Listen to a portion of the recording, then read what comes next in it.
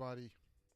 Welcome back to the weekly wrap-up for the Social English Podcast. And I just wanted to say thanks for showing up today. And in today's podcast, we are going to do our usual wrap-up here for this week. So for this week's wrap-up, we're just going to get into the usual thing. Okay, once again, I want to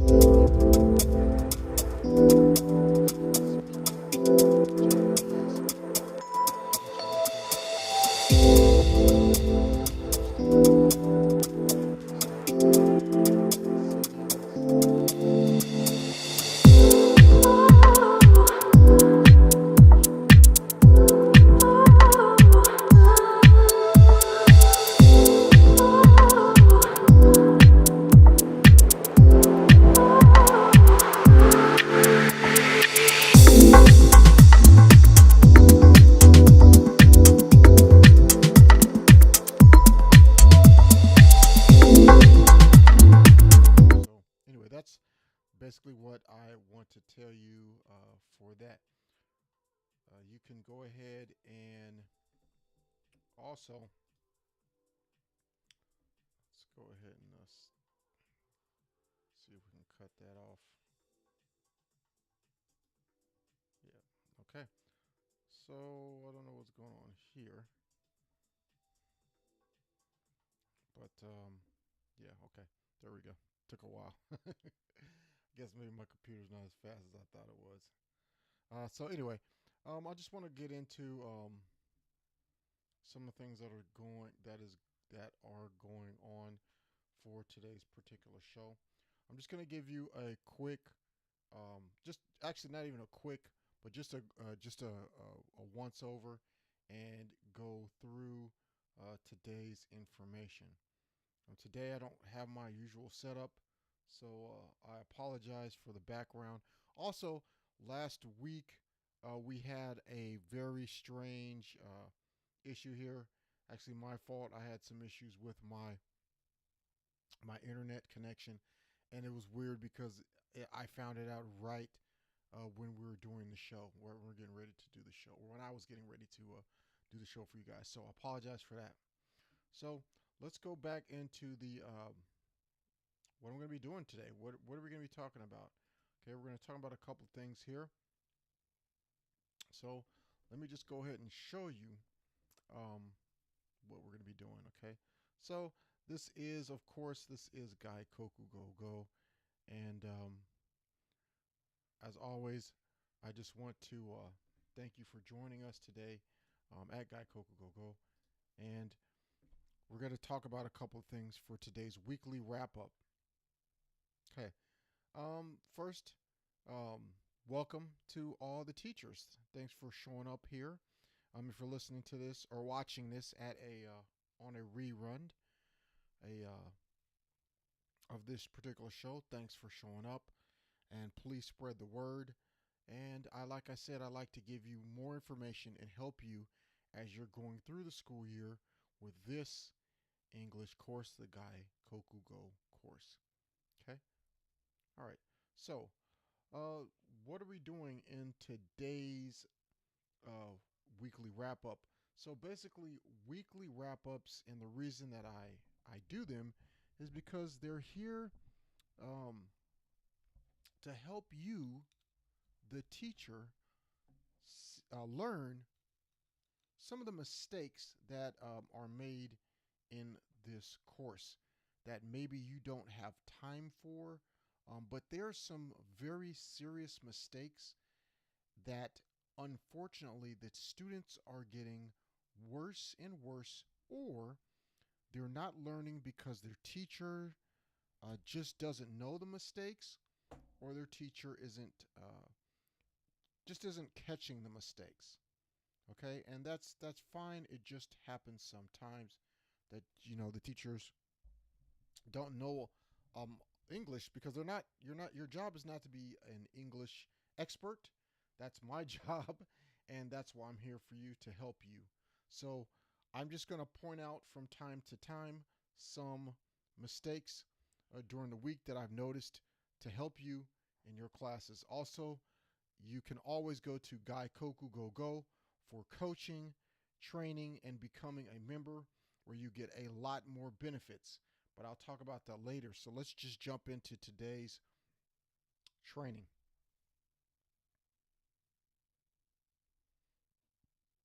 Okay, so this is what we're going to do.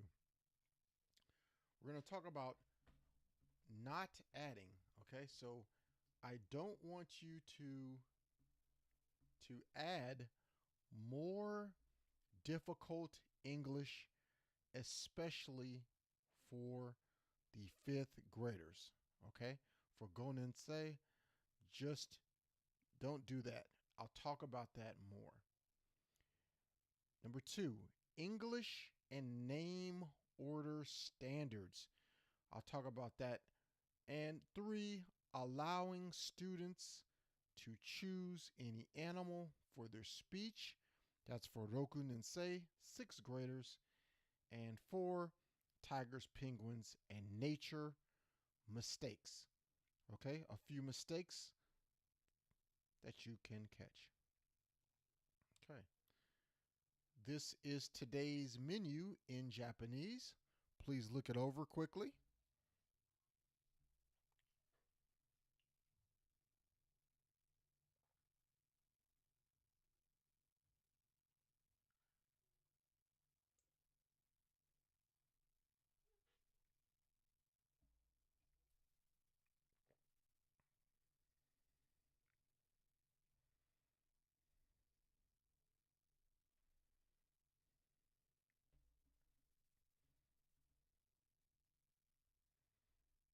Okay, so let's go into the portion of today's number 1. Okay, number 1, making the English actually harder than it should be for your students that are not good yet or good enough yet in English. Okay, here's an example. For textbook, this is what the textbook has. This is Janet Green. She is my mother. She is a doctor. She can play volleyball well. Okay? So, of course, that's for 5th grade, and that's for Unit 4. Okay? So now let's look at what teachers do bad or wrong. Okay, teachers will ask the students to add questions. Okay, look, here's the example. This is Janet Green. She is my mother. She is a doctor. She can play volleyball well. How about you? Can you play volleyball well? That's a strange question to ask someone in English. When you talk about someone and you're telling someone a story, you're talking about your mother, your friend, your father, it's strange to just switch and say, can you play volleyball? You're not talking about them, so it's strange. That's the first thing. The second, number 2, is it's too difficult for students that are at the 5th grade level unless they are very good at English. I recommend you don't do this. And if you become a member, I'll teach you exactly what you should do for your students that really want to do better in English and are good English speakers. But don't do this. These questions are not good for learning English. Okay, let's go to our next thing today. Okay, so let's go into this. We want to talk about, in English, how we arrange people's names.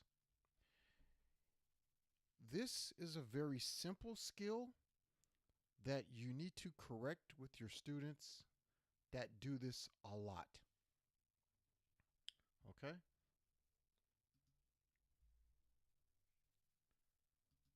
The reason why you want to have your students fix this early is because in English, we do not talk to each other. We don't talk to people using their last name first.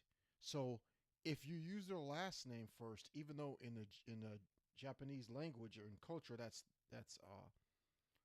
normal, that's regular, but you will have a miscommunication and people will not understand you correctly if you use it that way. So don't say this is Watanabe Ken.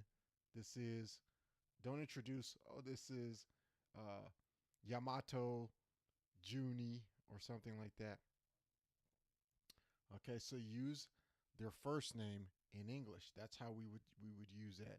So we don't use the last name, we use the first name first. It's a good thing to get your students to do because in the 5th grade, they're practicing this. But when I talk to and teach 6th graders, I also see 6th graders make the same mistake. So we want to stop our 6th graders and our 5th graders from making these mistakes early so that they don't get really confused in junior high school. Okay, so let's go back here. And yes, this is a mistake we want to stop. Okay. Let's go through this. I'll read it. This is Watanabe Keiko. Okay, that's wrong. Okay, in Japanese, that's correct, but in English, please teach your students.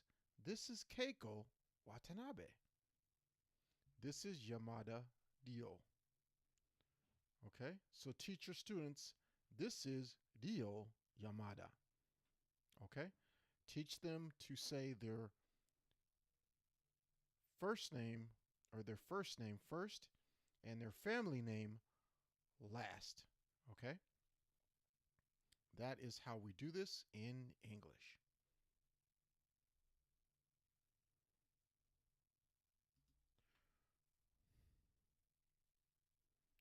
So, let me see what's going on here. Let's move on to the next thing. Okay. Whoops. Okay, so now this is our next item today. We're going to talk again about the speeches. I like talking about the speeches because I think this is one of the biggest mistakes or areas that teachers could improve upon is to really let your students do the speeches, because when they do the speeches, they have much more fun, it seems, and they really get to enjoy their lesson. So go ahead and let your students do speeches. So we're going to talk about the speech for lesson or unit 5 really quickly when we're going to be talking about animals. So let's go to that real quick. Okay, here we are. Okay, we're going to talk about speeches and animals. So many teachers will have their students talk about just the animals that they see in the picture dictionary. Animals such as elephant, cat, lion, and panda. So you don't want to restrict your students to these animals because some of your students want to talk about these amazing animals that are not in the picture dictionary. So now that they have their tablets and the internet, it's a good practice and exercise for them to research what the animal they like name in Japanese is in English. So it's an extra way to have your students study English, and they're interested in it because it's an animal that they like.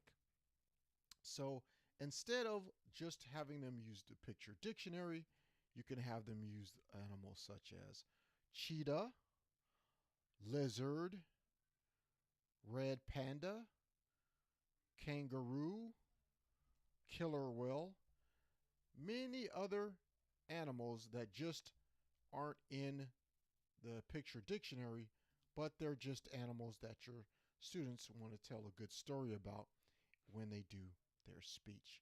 So please keep that in mind. Let your students choose any type of animal that they want to talk about.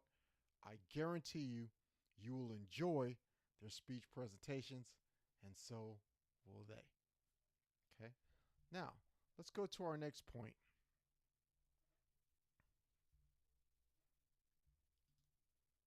Whoops. Okay. All right. Now, we're going to talk about tigers, penguins, and where they live. Okay. Okay, a lot of times the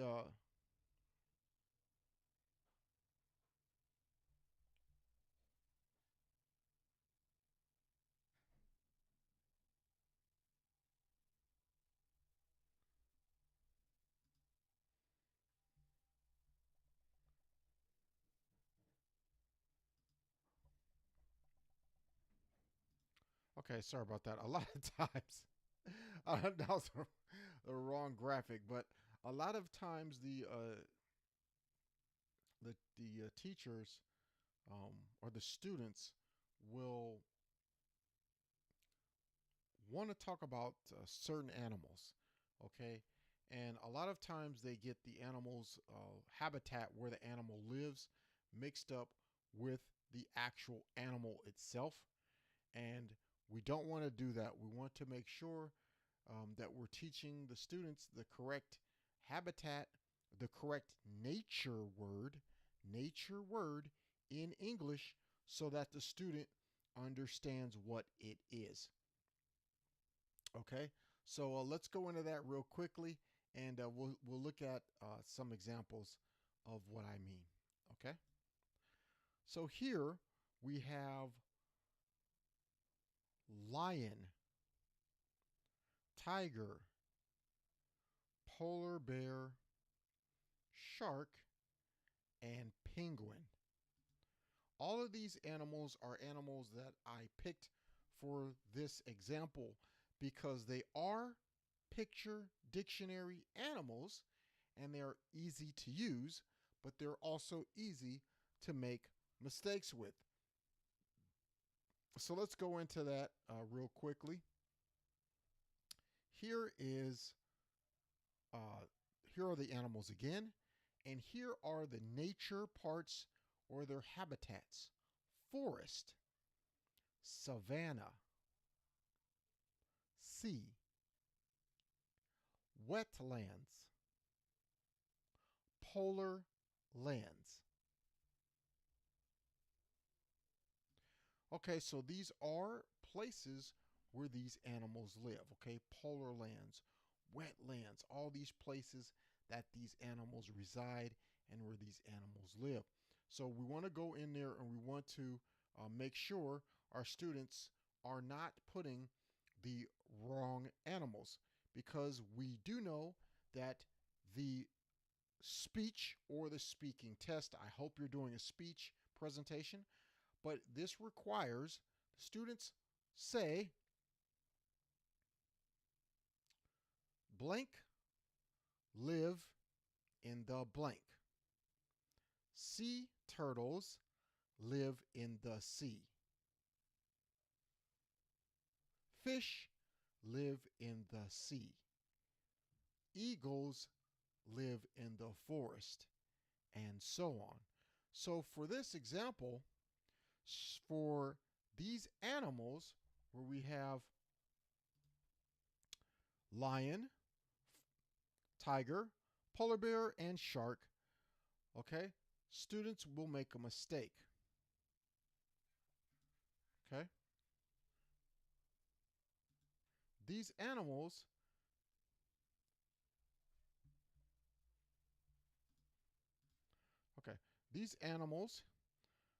lion lives in the savannah. Tigers live in the forest or jungle. But many times your students will put tigers live in the savannah, and this is wrong. Tigers live in the forest. Polar bears live in the polar lands or Antarctic or Arctic. Okay? Those three words are acceptable. Polar lands, Antarctic, or Arctic. Sharks live in the sea. And penguins live in the polar lands, Arctic, or Antarctic. And your students will say penguins live in the sea, which is not true because, of course, you know that if they lived in the sea, they would not survive. They would not live. Okay, so we want to make sure that we're checking to make sure our students aren't saying lions or tigers live in the savannah when the savannah is in Africa. There are no tigers in Africa at all. And we want to make sure that our students are not saying the penguins live in the sea, which is impossible because penguins could not survive in the sea. Okay? So, that's it. Let's do a quick wrap up for today's weekly wrap up. Okay? And basically what we talked about today was we talked about don't add more difficult English for fifth graders. Gonen say. Okay? Only if the fifth grade student is good at English, then I recommend it's okay for you to let them to give them more English, but not unless they're good at English. Okay, it will confuse your students that are not so good. Stick to the basic English in the textbook, okay, for those students, especially for fifth grade. The next thing is English and name order standards. Okay, remember that in English, we must use first name first, last name last. That's why we say first name. Last name is family name. So you must say Ryo Sasaki, or Jun Yamada, not Yamada Jun. Okay, so we want to, in English, when we're speaking using English phrases and words and sentences, you have to change the word order of names so that it makes sense to the English listener, okay, and English format. 3, allow students to choose any animal that they want for their presentation. So that's there. Yeah, you want to allow your students to choose any animal for their presentation so that they can really start to enjoy making their presentations. They'll have a much funner time if you allow them to do this. And lastly, today we covered the mistake with living, where animals live. Make sure your students don't say that tigers live in the savannah and penguins live in the sea, things like that. Okay? So, with that being said, okay, I want to again thank you for coming to this channel here, Gaikoku Go Go. We're here to help you learn how to teach your Gaikoku Go English lessons better and fun, to make them easier for you, the teacher, so you're not using a lot of your time. Don't use your time to make long lesson plans, to be confused, to not understand. Let us help you here at Gaikoku Go, and you can do that by starting by going to our website at gaikokugogo.com, where you can get more information and help. Also at this YouTube channel that will help you with lessons you'll get and videos from us, and also the weekly wrap-ups that we'll do from time to time. Okay, so again, my name is Percy. Thank you for spending time with me today. I really do want to help Japanese teachers get better at speaking, not at speaking English, but at teaching the English course to their students. Maybe you'll get a little better in English too, but I really want to help you have an easier, no headaches, fun class so your students will enjoy the class. You will have actual fun teaching English, even if you don't understand it much, and it'll be easy for you. Okay, so that's the goal for this YouTube channel and everything here at Gaikoku Go. Thank you very much for showing up and spending time with me again today. And for any help or resources, go to our website, gaikokugogo.com.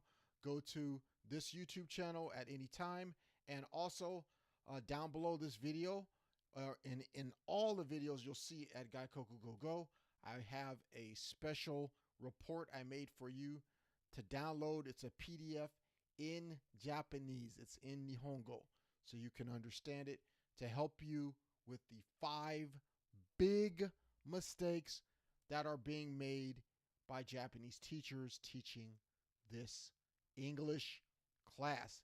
5 biggest mistakes that are actually hurting their students and making it worse for them.